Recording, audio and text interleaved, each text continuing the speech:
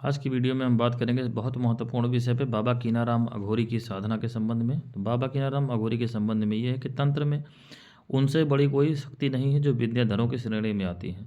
दुनिया का बड़े से बड़ा तांत्रिक हो, समस्या हो, तंत्र विद्या हो, जटिल से जटिल समस्या हो, जो कहीं से भी ना सुलझ रही हो, फिर बाबा कीनाराम ही आखिरी सहारा हैं। क्योंकि बाबा कीनाराम जो है गुरु दत्तात्रेय के डायरेक्ट डिसाइपल हैं, डायरेक्ट शिष्य हैं। ये कथा पूरी तरीके से प्रचलित है, तो आप इसको अपने विस्तार में जाके पढ़ सकते हैं। इसका मैं समय आपका नहीं लूँगा बताने के लिए। 170 वर्ष का उनका जीवन अवधि था। बनारस में उनका निवास था। आज भी बनारस में उनका आश्रम बना हुआ है। हरिश्चंद्र घाट पे उन्होंने जो है अपनी साधना करी थी। बाबा कीनाराम अघोर आश्रम बनारस में है। जो लोग जो है भूत बाधा से, तंत्र बाधा से और जीवन के अनेक समस्याओं से परेशान हैं, वो इतवार और मंगल मिलाकर 5 बार वहाँ पे जाते हैं और स्नान करते हैं। इस तरीके से वहाँ पे नियम है, कपड़े वहीं पे छोड़ के आने होते हैं। तो एक जनरल ये विधान वहाँ का है।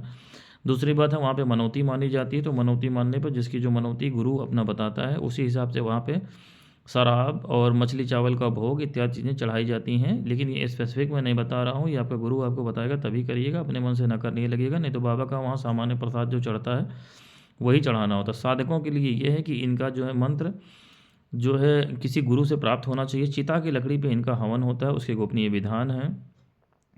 और खोपड़ी परम आवश्यक है बाबा कीनाराम की साधना में। चूँकि मैंने ये साधना करी हुई है इसलिए आपको बता रहा हूँ। विद्याधरी में माता लूना चमारी के अतिरिक्त बाबा कीनाराम की साधना मैंने करी है, इसलिए आपको बता रहा हूँ कि ये जो है उग्र साधनाओं की श्रेणी में आती है और कभी इनकी सिद्धि करने की कोशिश नहीं करनी चाहिए किसी को। बाबा की सहायता माता लूना चमारी के तरीके से गुरु रूप में करी जाती है।